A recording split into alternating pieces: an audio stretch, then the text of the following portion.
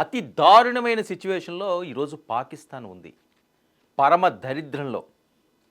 ఎలాంటి దుస్థితి అంటే ప్రపంచ దేశాలన్నీ కూడా చీకొడుతున్నాయి. ఇదేం పాలన, ఇదేమి రాజ్యం అంటూ చేదరించుకునే దుస్థితి.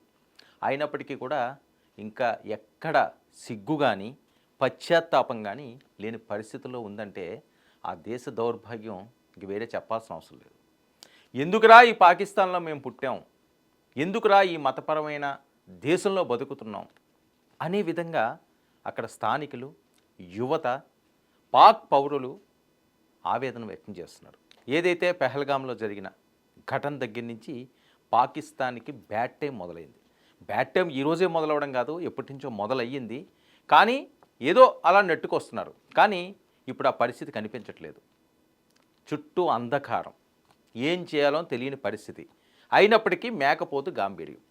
ఉగ్రవాదాన్ని పెంచి పోషించినందుకు ఈరోజు తగిన శాస్తి జరుగుతుంది.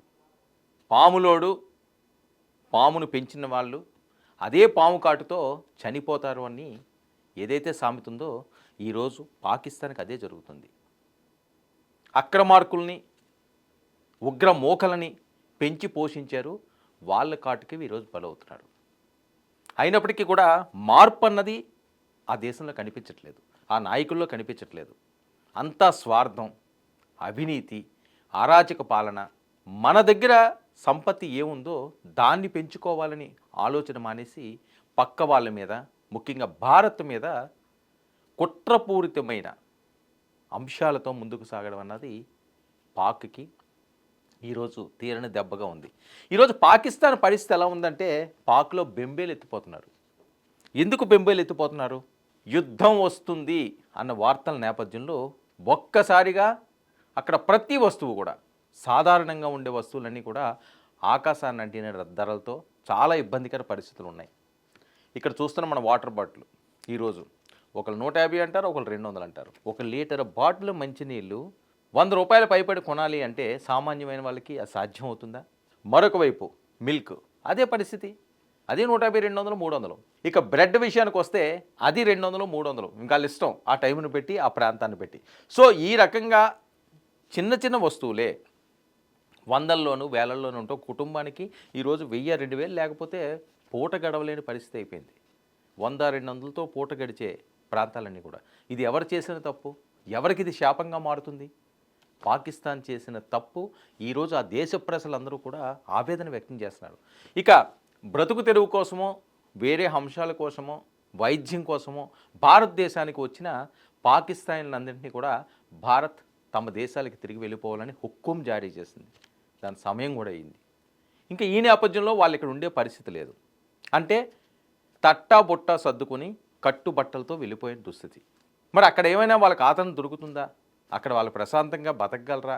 వాళ్ళకి ఏమైనా ఉద్యోగ అలాంటి అవసరాలు తీరుతాయంటే అది లేని పరిస్థితి. ఇక్కడ ప్రశాంతంగా అన్నదమ్ముల్లా మమ్మల్ని చూసేవారు ఆ భారతీయులు, వాళ్ళతో మేము ముందుకు సాగేవాళ్ళమి, ఎందుకు మా జీవితాలతో మీరు ఆడుకుంటున్నారని చెప్పి యువత రోడ్లు ఎక్కుతుందట. ఆర్మీనని చూడట్లేదు, ప్రభుత్వ అధికారులను చూడట్లేదు, దొరికినోని దొరికినట్టుగా బాదుడే బాదుడన్న లెక్కల్లో ముందుకు సాగిపోతున్నారట. మీ వల్లే మాకు ఈ దుస్థితి వచ్చింది, మీ వల్లే మాకు ఈ దరిద్రం పట్టింది, మా బతుకులు మేము బతుకుతుంటే మమ్మల్ని ప్రశాంతంగా బతకనివ్వరా? మా మీద మీకు ఏం హక్కు ఉంది? మా హక్కులు మీరు నెరవేర్చకపోయినా పర్లేదు, మా హక్కుల్ని హరిస్తున్నారు, మమ్మల్ని కాల రాస్తున్నారు, మా జీవితాలు నాశనం చేస్తున్నారు, మా కుటుంబాలను రోడ్లు పడేలా చేస్తున్నారు. 1, 2, 3, 4 కాదని చాలా అంశాలు. ఇదంతా ఆ ప్రభుత్వం చేసిన తప్పు. బ్రిటిష్ పాలన నుంచి విడిపోయిన తర్వాత భారతదేశం ఎలాంటి ఆలోచనలతో ఈరోజు ప్రపంచ దేశాలతో ధీటుగా పోటీ పడుతుంది.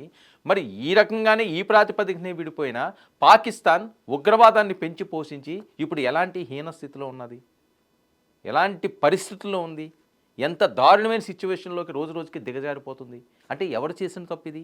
అక్కడ ప్రజలు చేసిన తప్ప? పాలకులు చేసిన తప్పు. వాళ్ళు చేసిన తప్పులు ఈరోజు ఆ ప్రజానికానికంతా కూడా శాపంగా మారుతున్నది. ఎంత దారుణమైన పరిస్థితి అంటే పెహల్గాం ఉగ్రవాద దాడుల్లో ఏ క్షణమైన యుద్ధం జరగవచ్చు అని చెప్పి వార్తలు వస్తున్న నేపథ్యంలో ద్రవ్యోల్బణం బాగా పెరిగిపోయింది. ఇంక అందులో ఇంకా డౌటే ఉంటే ఆటోమేటిక్గా పెరుగుతుంటుంది. ఈ పరిస్థితుల్లో బియ్యం, కూరగాయలు, మాంసం, పండ్ల ధరలు ఆకాశాన్ని అంటుతున్నాయి. అసలు అందుకోలేని పరిస్థితులు ఉన్నాయి. పలు నివేదికల ప్రకారం మనకొస్తున్న అప్డేట్లు చూడండి ఒకసారి. కిలో చికెన్ ధర 800 రూపాయలు అటండి. ఇదిగో ఇక్కడ చూస్తున్న ఈ చికెను 800 రూపాయలు పెట్టి చికెన్ కొనుక్కోగలరా? 800 రూపాయలు అంటే ఇంక ఏ రేంజ్లోకి వెళ్ళిందో చూడండి. ఆ 8 తోటి ఆగదు అది. ఇప్పుడు రియల్ ఎస్టేట్ వ్యాపారం ఉన్నది. ఎక్కడైనా ఒక 10 లక్షలు ఉన్న భూమిని ఆ పక్క ఎవరైనా 15 లక్షలు కొన్నారనుకోండి, ఇంకా దిగదు. 15, 20, 30, 40, 50, 60, 70, 80, 1 కోటి, 2 కోట్లు, 3 కోట్లు అలా వెళ్ళిపోతుంటుంది. మళ్ళీ వెనక్కి రావడం ఉండదు. బంగారం ధరలు మీరు చూడండి, అది అంతే. పెట్రోల్ ధరలు చూడండి, మనకు రెగ్యులర్గా కనిపించింది. ఒకసారి పెరిగిందనుకోండి, మళ్ళీ తగ్గించే అవకాశం వచ్చినా తగ్గదు. ఇంకా అలా పెరుగుతూనే ఉంటుంది, పాపం పెరిగినట్టు. ఇది కూడా అదే పరిస్థితి. 800 ఇప్పటికి, రేపటికి 1000 అవ్వచ్చు, ఎల్లుండికి 1500 అవ్వచ్చు. ఎందుకంటే ముస్లింలు కొద్దిగా మాంసం ప్రియులు, మరి వాళ్ళకి పరిస్థితి చూడండి ఏ రకంగా ఉందో. అంటే నేను ఫర్ ఎగ్జాంపుల్ చెప్పడానికి మాంసం ఎత్తుతున్నాను. బియ్యం కిలో, సాధారణమైన బియ్యం అండి, మామూలుగా అయితే మన దగ్గర ఎంత ఉంటుంది? 40 రూపాయలు, 30 రూపాయలు కూడా ఉండి ఉంటుంది, లేదా 50 రూపాయలు. ఇక్కడ 339 రూపాయలు అక్షరాల.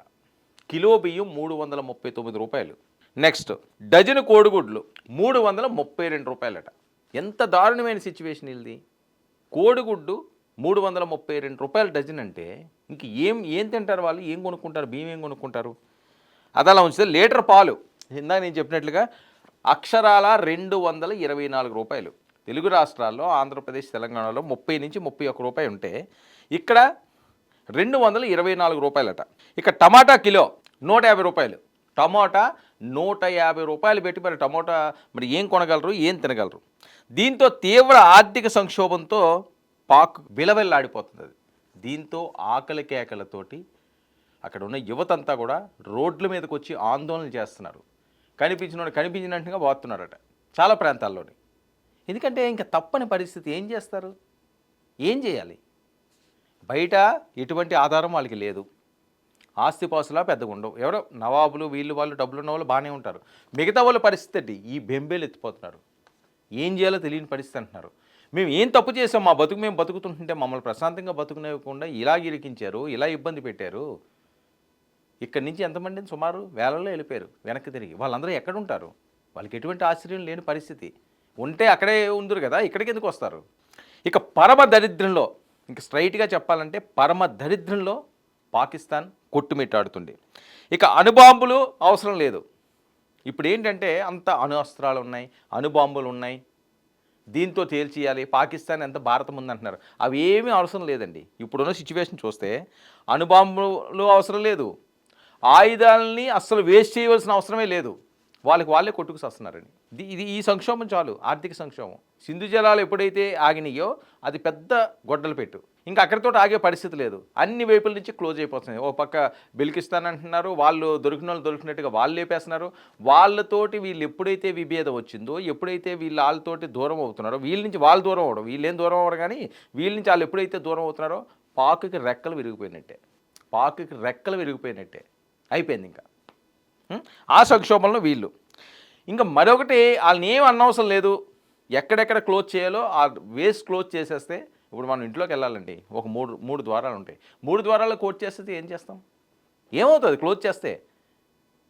3 ద్వారాలకి లాక్లు వేసేసామనుకోండి, అయిపోయింది. ఇంకా ఎండొస్తే ఎండకు మగ్గిపోవాలి, వాన వస్తే తడాలి, చలి వస్తే కుదించుకుపోవాలి. ఇంకా తప్పని పరిస్థితి. అలాంటి సిచ్యువేషనే ఈరోజు పాకిస్తాన్కి వచ్చింది. అసలు పాకిస్తాన్తో యుద్ధం ఏంటి? భారత్ సంపత్తి ఏంటి? భారత్ దగ్గర ఉన్న అమ్ముల పదులో ఎలాంటి ఆయుధాలు ఉన్నాయి, ఎలాంటి యుద్ధ నౌకలు ఉన్నాయి, ఎలాంటి ఎయిర్ క్రాఫ్ట్స్ ఉన్నాయి, అసలు ఆలోచించడానికే ఊహకందన్న విధంగా ఉంటుంది పాకిస్తాన్తో కంపేర్ చేసుకుంటే భారత్ని. అంతా ఎందుకండి? గట్టిగా అరిస్తే గుండాకి చచ్చిపోతారట. అట ఏంటి వాస్తవం కూడా. సామెత ఉంటుంది చూసారా, అది గట్టిగా అరిస్తే గుండాకి చచ్చిపోతారు. అంత పవర్ఫుల్ ఈరోజు భారతదేశం. ఇలాంటి దగ్గర వీళ్ళు హనుమంతుడి దగ్గర కుప్పిగెంతుల్లాగా మాట్లాడుతున్న మాటలు చూస్తే పర్యవసానం 800కి వెళ్ళి కూర్చుంది. ఇక అన్నమో రామచంద్ర అంటూ అడుక్కు తినే పరిస్థితికి అడుగు దూరంలో ఉన్న పాకిస్తాన్. అందరూ రాస్తున్నది, అందరూ చెబుతున్నది. వాళ్ళని ఏదో తక్కువ చేయాలని కాదు, వాళ్ళు చేసిన తప్పులు కదా. వాళ్ళు చేసిన తప్పులు వాళ్ళకి శాపాలుగా మారి ఈరోజు అవి బయటకు వచ్చి సంక్షోభంలో పడిపోయింది. అన్నమో రామచంద్ర అని అడుక్కు తినే పరిస్థితికి కేవలం అడుగు దూరంలోనే ఉందని. ఇక అధంపాతాళానికి దిగిపోయిన పాక్, అధంపాతాళానికి వెళ్ళిపోయింది. ఇప్పట్లో కోలుకోవడం అన్నది ఇంపాసిబుల్. అంటే ఏవో కవ్వింపు చర్యలు చేస్తారు, ఇంకా ఎలాగన్నా ఇంక మన పని అయిపోయింది కాబట్టి సరే పోయేదేదో అలాగే పోదాంలే, ఆ రకంగానే పోదాంలే అని చెప్పి ఓ 10 మంది పోయితే సరే ఒక్కరడ్డా మనకు దక్కపోతారా అన్న యాంగిల్లోనే వాళ్ళు మాట్లాడుతున్నది. ఇక మత ప్రాతిపదికన వీళ్ళు దేశం విడిపోయిన తర్వాత ఇప్పటి వరకు జరిగిన పరిస్థితి. మతాన్ని గౌరవించుకోవచ్చు, తప్పులేదు, కానీ మతాన్ని ఒక ఉన్మాదంగా వాడకూడదు కదా, మతాన్ని ఒక అరాచకాలకి పంపించకూడదు కదా. ఆ పరిస్థితి ఉందా వేరే దేశాల్లోని? ఇక్కడే ఎందుకు ఉంటున్నదండి? పాకిస్తాన్ లాంటి ప్రాంతంలో ఎందుకు ఉంటుంది అంటే వాళ్ళ ఆలోచన సరళి అతి నీచమైన దుహంకార ధోరణి, అహంకారం. ఆ అహంకారమే వీళ్ళని సర్వనాశనానికి పురుగొల్పింది. ఉగ్రవాదులను ప్రోత్సహించి ఈరోజు పాముకి పాలు పోసినట్లు వాళ్ళని పోసారు. ఏం చేస్తుంది? కాటువేయకి తప్పదు కదా. ఎందుకు ఎందుకు ఎందుకు దాయాది దేశం సరే ఈ ప్రాతిపదిక మీద మనం విడిపోయాము, మనకు కూడా వాళ్ళ సోదరులే కదా. ఎంత పర్సెంటేజ్ ఉన్నారండి భారతదేశంలో వాళ్ళు? ఏ రోజన్నా వాళ్ళకి ఇబ్బంది అవుతున్నదా? ఇక్కడికే వస్తారు, బాంబులు పెట్టిస్తారు. ఎందుకు ఆ మతానికి సంబంధించిన వాళ్ళు, ఆ కులానికి సంబంధించిన వాళ్ళు మాత్రమే ఎందుకుంటారు ఇలాంటి అంశాల్లోని? ప్రపంచంలో ఇంకే మతాలు లేవా, ఏ కులాలు లేవా? కానీ ఇదే ఎందుకు ఉంటున్నదండి? అర్థం ఏంటి అంటే అంత దారుణమైన నీచ స్థితిలోకి వాళ్ళు కూరుకుపోయారు, ఆ రొంపులోకి కూరుకుపోయారు. అందులో నుంచి బయటికి రావడం అన్నది అసంభవం. బయటికి వచ్చిన ప్రపంచ దేశాలు వాళ్ళని క్షమించవు. ఆల్రెడీ ఇంట్లోనే పొగబడింది, మొత్తం అన్ని కలుగులో నుంచి ఒకటి బయటకు వస్తున్నది. ప్రజలు ఆకలితో అల్లాడిపోతా ఎక్కడ పడితే అక్కడ దుమ్మిలు చేసే పరిస్థితికి వెళ్ళిపోయింది. ఇంక అందులో ఉపేక్షించే పరిస్థితే లేదు, ఇంకా ఉపేక్షించరు, దొమ్మిలికి వెళ్ళిపోతున్నారట. ఇదే ఇంకొకటి 2 రోజులు సాగింది అంటే పాకిస్తాన్ ఎలా ఉంటుందో కూడా చెప్పలేని పరిస్థితి. ఆర్మీని పరుగులు పెట్టిస్తున్న పాక్ యువత ఆర్మీని పరుగులు పెట్టిస్తున్నారట. ఏదో మేము ఇంత గొప్పోళ్ళం అంత గొప్పోళ్ళం అని చెప్పి జబ్బులు ఇస్తారు కదా ఆర్మీని. ఇంకొక పెద్ద ఆయన అంటాడు, అణ్వాస్త్రాలన్నీ కూడా భారత వైపు గురి పెట్టేశాం, ఇదిగో మన దగ్గర ఇన్ని ఉన్నాయి అంటున్నాడు. అణ్వాయుధాల జోలికి వెళ్ళినా అణ్వాయుధాలనే మాట మాట్లాడి దాన్ని యూజ్ చేయాలని ఆలోచన వచ్చిన అరగంటలో మొత్తం స్మాష్ చేసేస్తారండి. ఇంకా ప్రజలు ఏమైపోతారని కూడా ఆలోచించరు. తెగిందాక దేన్ని లాక్కూడదు కదా. క్షమాభిక్ష కోరి తప్పు అయిపోయిందని చెప్తే క్షమాభిక్ష కలిగినది భారతదేశం, భరతమాత. ఇక్కడ ఉన్నది అదే, ఆ మంచితనం, ఆప్యాయత, అనురాగం, ఒక ఆదర్శం. చెడుకి దూరంగా ఉంటారు, మంచికి దగ్గరగా ఉంటారు. చెడు చేసిన వాళ్ళని కూడా మంచిగా ప్రేమించే ఒక మహత్తరమైన భారత సంస్కృతి, సంప్రదాయం. వాటిని గౌరవించండి. గౌరవించకపోయినా పర్లేదు, మీ మతపరమైన అంశాలు ఏమైనా ఉంటుంటే మీరు చూసుకోండి. కానీ అపగౌరవం చేస్తాము, అన్యాయాలు చేస్తాము, అక్రమాలు చేస్తాము, అన్యాయంగా మనుషులను బలి తీసుకుంటాము అంటే మీ బలిని ఎవరూ ఆపలేరు. అలాంటి పరిస్థితి ఈరోజు మీరు చూస్తున్నారు. మీ దారుణాలకు అన్నిటికీ చరమగీతం పాడే పని మీ పాక్ పౌరులే చేస్తున్నారు. వేరే వాళ్ళు ఏం అవసరం లేదండి. భారతదేశం నుంచి ఏది ఖర్చు అవసరం లేదు, రూపాయి ఖర్చు లేకుండా పని ముగించేస్తున్నారు మీ వాళ్ళే. జై హో భారత్ అనే పరిస్థితికి వచ్చారు పాకిస్తాన్ ముస్లింలు. చాలామంది ఇక్కడి నుంచి వెళ్ళిన వాళ్ళందరూ కూడా కట్టతరి పెట్టుకుంటున్నారు. భారత్ మా కన్నతల్లి లాంటిది, ఈ భరతమాతే మా తల్లి అని చెప్పి మాట్లాడుతున్నారు. కానీ మీకు అది లేదు, మీకు ఆలోచనే లేదు. ఎందుకంటే మీ ట్రైనింగ్లు అలాంటివి, మీ ఆలోచనలు అలాంటివి, వక్ర బుద్ధి అలాంటిది, దుర్మార్గమై ఆలోచన అలాంటిది. అది ఎందుకు మంచి చేస్తుంది? దుర్మార్గులకు మంచి ఉండదు కదా, మీకు ఉండదు. మీ పౌరులే మిమ్మల్ని తరిమి కొడుతున్నారు. ఆర్మీ ఉక్కిరి బిక్కిరి అవుతుంది, అన్ని వైపుల నుంచి ముట్టడిస్తున్నారు. ఏ క్షణానైనా సరే ప్రభుత్వం కుప్పకూలిపోతుంది. ఇది పాకిస్తాన్లో జరుగుతున్న అంశాలు.